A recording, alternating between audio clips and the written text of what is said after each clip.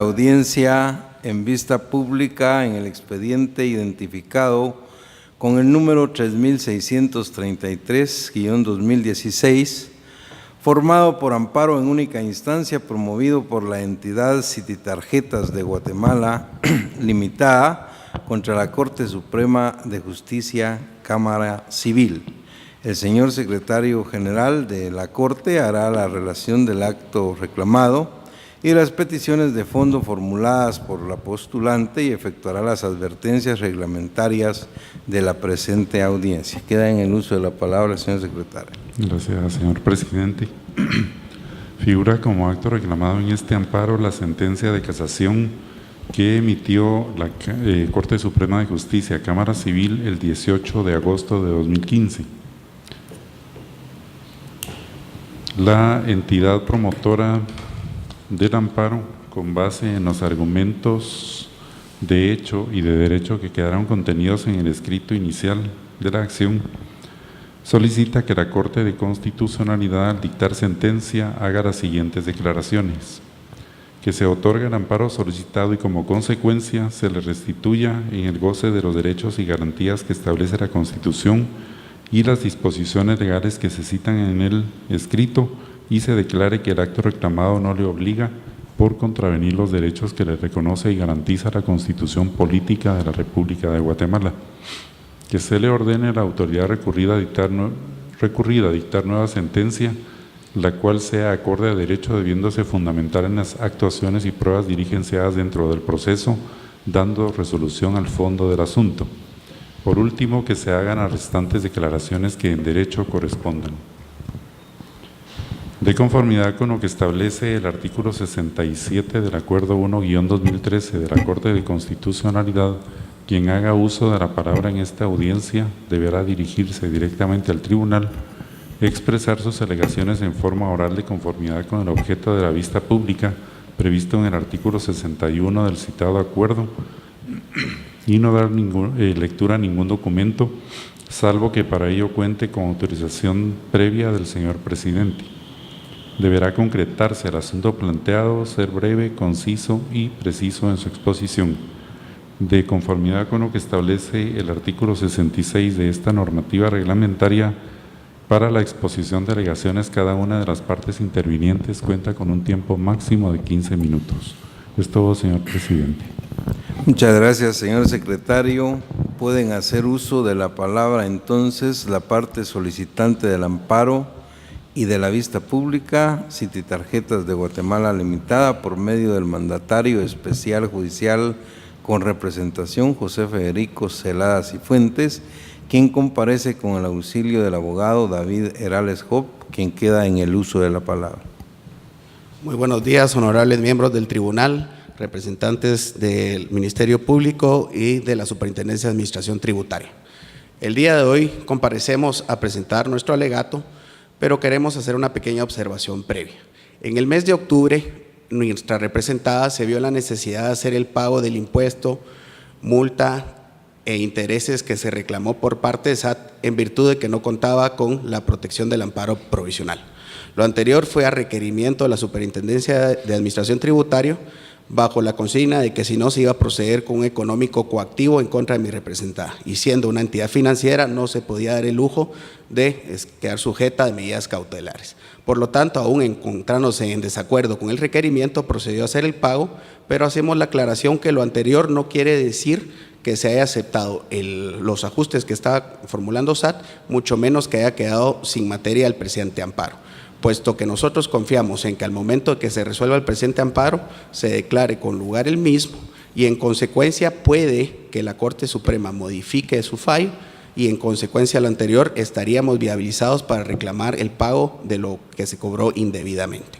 Habiendo hecho la aclaración anterior, ya procederé a exponer los agravios a los que ha sido sujeto mi representada por parte de la Cámara Civil de la Corte Suprema de Justicia. En el presente caso lo dividiré en dos, ya de que son dos ajustes los que formuló SAT, y quisiera hacer la aclaración que el agravio que se denuncia se da al momento de que se dicta nueva sentencia por parte de la Corte Suprema de Justicia. es decir, no al momento de declarar con lugar el recurso, sino al momento de resolver conforme a la ley, de acuerdo con el artículo 630 del Código Procesal Civil y Mercantil.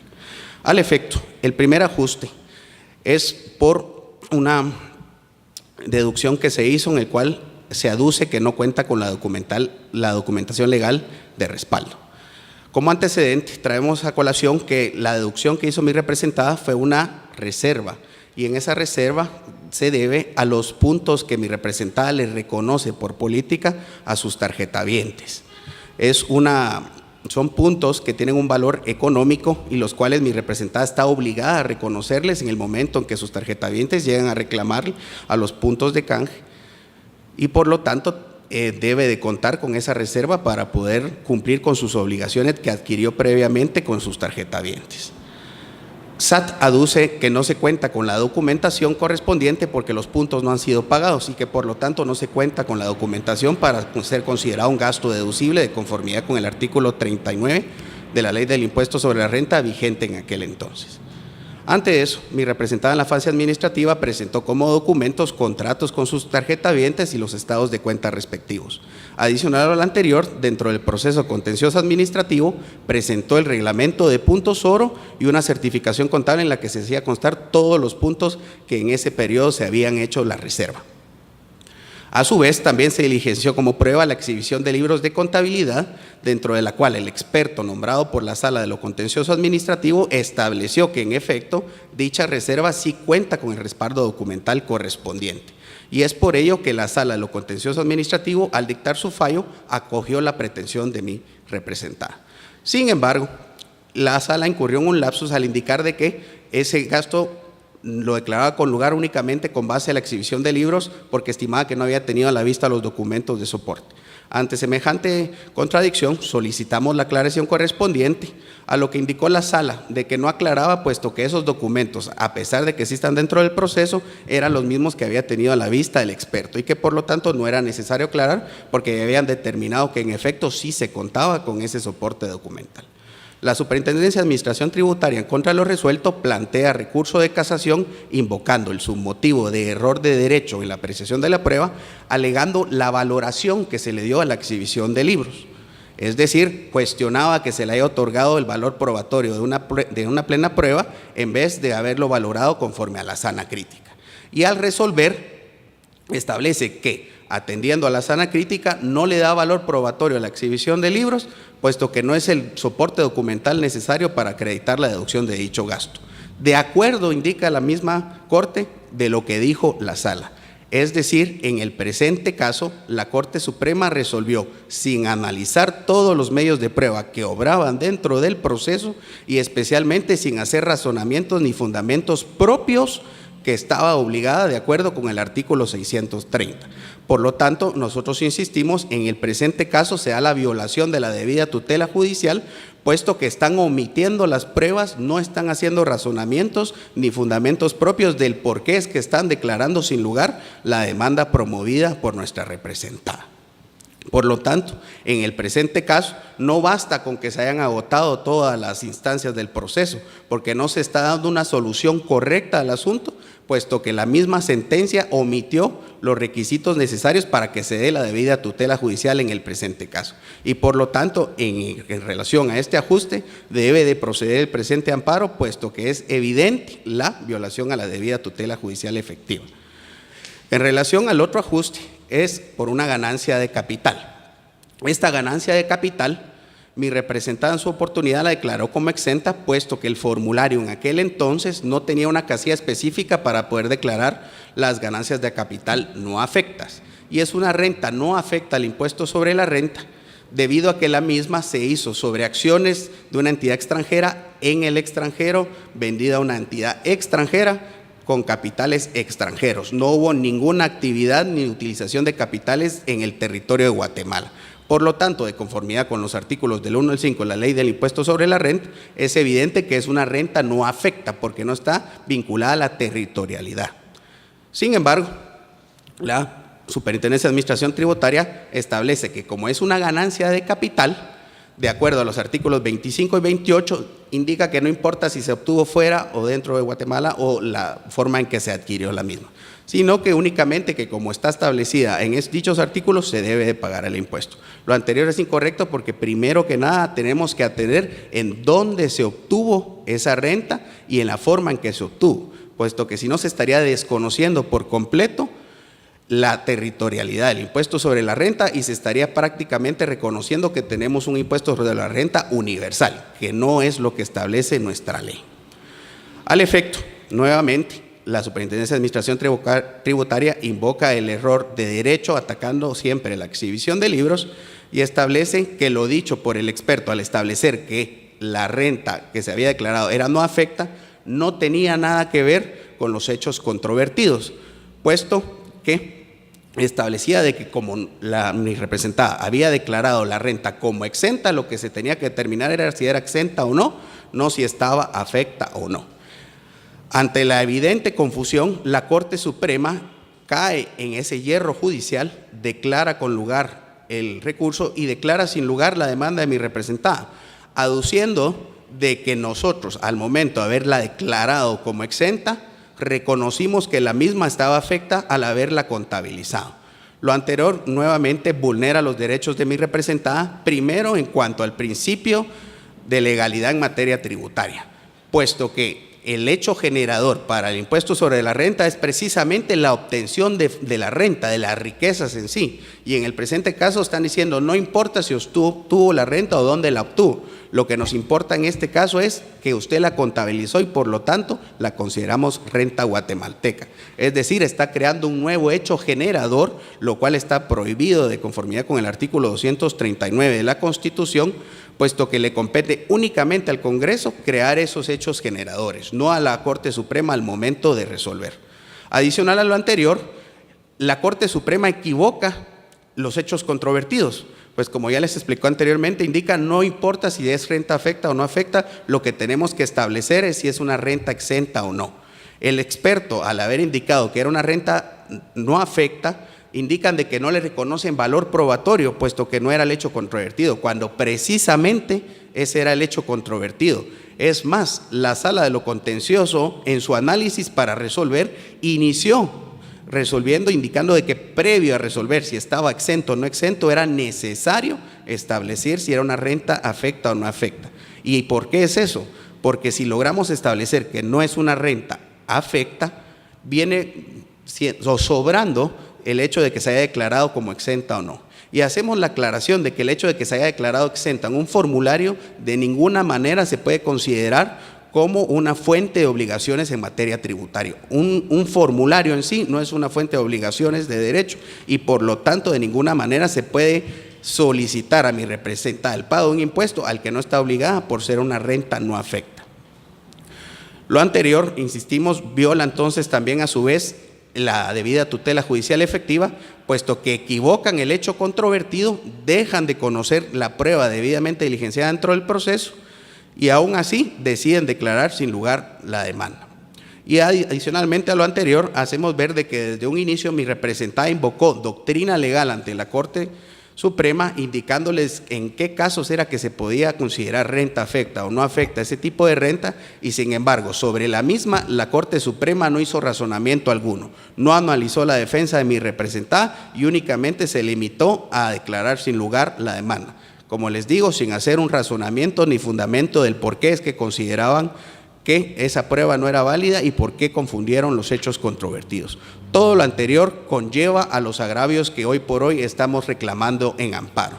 Insistimos, no es una instancia revisora porque no estamos cuestionando el por qué se declaró con lugar el recurso de casación. Lo que estamos cuestionando es que al momento de declarar con lugar y al resolver conforme a derecho, omitieron valorar pruebas, omitieron hacer sus razonamientos, omitieron fundamentarse en derecho y omitieron valorar las defensas y pruebas que había presentado mi representada dentro del proceso.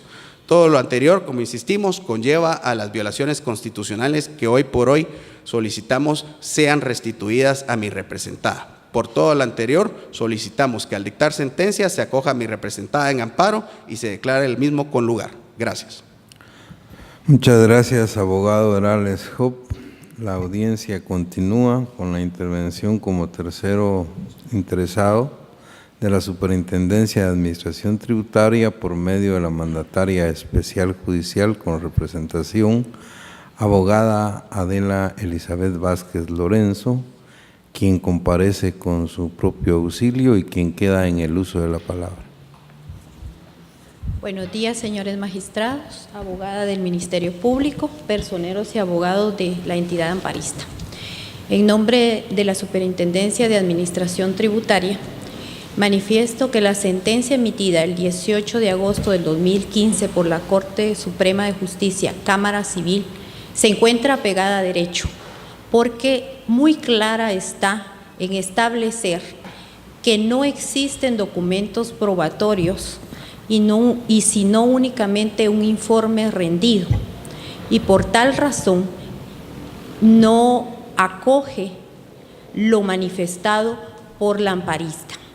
Además, no se basó en el artículo 127 del Código Procesal Civil y Mercantil con respecto a la sana crítica. Y al no existir documentos de soporte, el ajuste emitido por la Superintendencia de Administración Tributaria se encuentra apegado a derecho. Además, como bien lo manifestó y como obra en documentos del amparo, la entidad amparista ha pagado el ajuste, ¿verdad? Y en ninguna, lo cual manifiesta que ninguna entidad, si sabe que lo que está alegando no está apegado a derecho, en ningún momento hubiera hecho el pago. Por lo cual, al existir cantidad líquida y exigible, el ajuste debe ser cobrado. No me resta más que manifestar que la sentencia de la Cámara Civil se encuentra fundamentada en ley, y recordando a la entidad que no es instancia revisora el amparo. Por lo cual, honorables magistrados, yo solicito en nombre de mi representada que el amparo sea declarado sin lugar. Muchas gracias, abogada Vázquez Lorenzo. Esta audiencia finaliza con la intervención del Ministerio Público por medio del agente fiscal, abogada Ana Guillermina Galindo Martínez, de la Fiscalía de Asuntos Constitucionales, Amparos y Excepción Personal, quien comparece con su auxilio y quien queda en el uso de la palabra. Muy buenos días, señor presidente, honorables magistrados y demás sujetos procesales.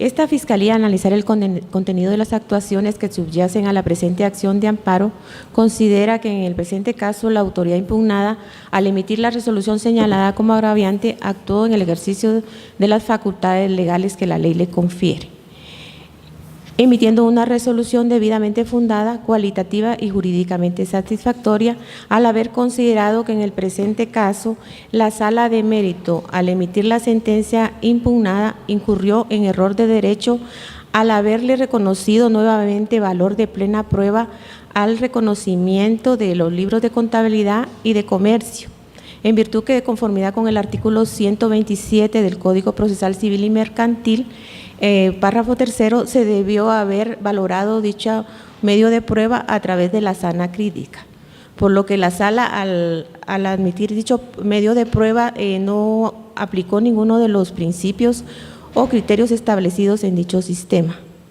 en virtud de lo cual esta Fiscalía también considera que la entidad accionante no acreditó con documento de respaldo que se había acreditado el costo y gastos por los cuales estaba siendo revisada a través de la Superintendencia de Administración Tributaria. Por lo cual era procedente que se acogiera al submotivo invocado, se revocara la sentencia impugnada y se confirmaran los ajustes realizados por la Superintendencia de Administración Tributaria. Esta Fiscalía también considera que el contenido de dicha resolución constituye criterio valorativo, el cual no puede ser revisado a través de este órgano constitucional en virtud de ser este juez de actos y no de hechos. sino a la adecuación de los actos al debido proceso. En virtud de lo cual se determina la inexistencia de agravio alguno a las garantías constitucionales invocadas por la entidad accionante en su memorial contentivo de la presente acción de amparo. En virtud de lo cual, con todo respeto, esta representación solicita a los honorables magistrados que al momento de emitir la sentencia respectiva se les niegue la protección constitucional de amparo solicitada y se emitan las demás declaraciones que en derecho corresponden. Muchas gracias. Muchas gracias, abogada Galindo Martínez. La audiencia ha concluido.